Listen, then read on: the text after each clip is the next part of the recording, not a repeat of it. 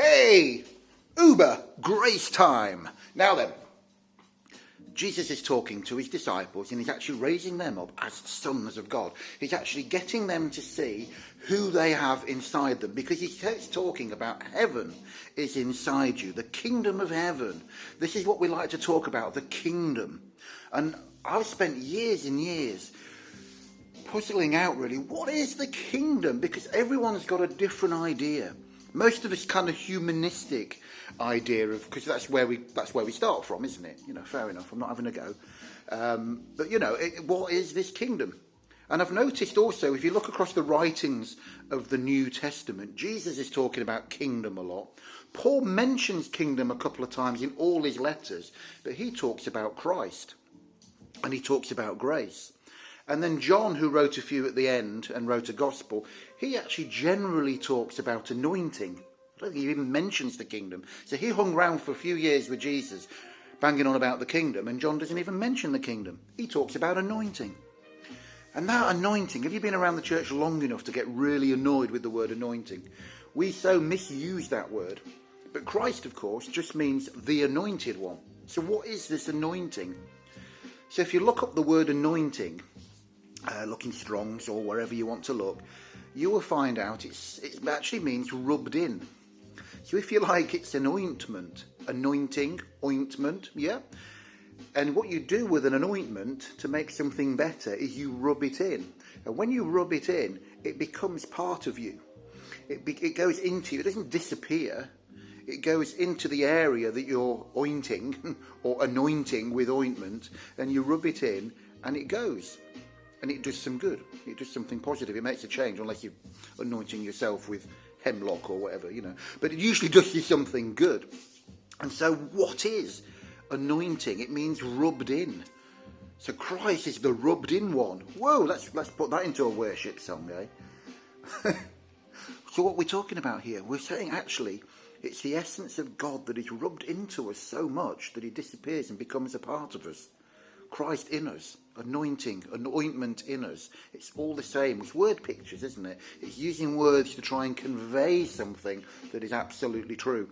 And so we have this essence of Christ, ointment, anointing, rubbed into us, effectively. Not actually rubbed, but you know what I mean. It's a word picture. Christ in us, as part of us, as one with us. This is the ointment, the anointing. So why am I telling you that when I started about kingdom? Well, Jesus says the kingdom is a number of things. It's not of this world. It's not without, you can't observe it. It's within you. It's at hand. All these things, right? So the kingdom, if you study the kingdom, even the word kingdom, it's domain of the king. Like a dukedom is the domain of a duke. Principality, different word. But, you know, earldom, domain of an earl. So, and we have these things in England, okay.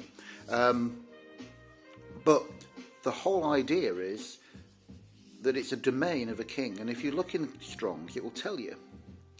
Another way of saying kingdom of heaven is royal power of heaven. So Jesus is saying royal power of heaven is within you. The royal power of heaven is not of this world. It doesn't operate in the world systems or like the world systems do. You can't join it. You can't leave it. It's in you. It's not outside of you. It's not something you can particularly see with your physical eyes. But it does come with no observation. Paul said the kingdom or the royal power of heaven is not of eating and drinking. It's not physical things you can take in. But it's, what was it? Power, love, and a sound mind or something. I've forgotten that verse now. I needed it. But, you know, it's a spiritual thing. It's another word, really, for the spiritual realm.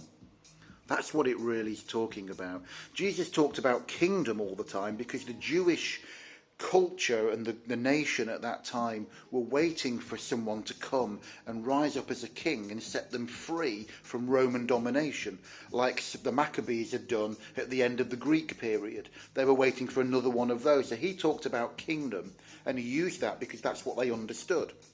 But he was actually saying it's nothing going to be out here. It's not going to have a king in that way. There's no government. It's actually inside. It's about you inside. It's about ointment inside. It's about Christ in you, the hope of glory. This is the gospel. The kingdom isn't necessarily a kingdom.